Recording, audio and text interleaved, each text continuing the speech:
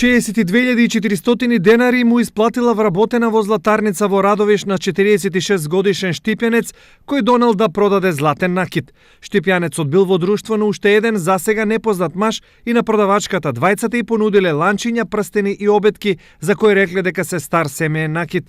Откако продавачката направила основни проверки на златните предмети, понуденото го прифатила и за земениот накит двајцата клиенти веднаш ги искеширала.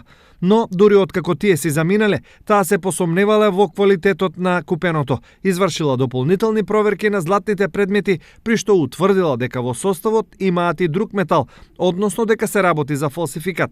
Случајот веднаш го пријавила во полиција, а истрагата како главен продавач го идентификувала штипјанецот со иницијали ГД, на кого му е поднесена кривична пријава за сторено дело измама.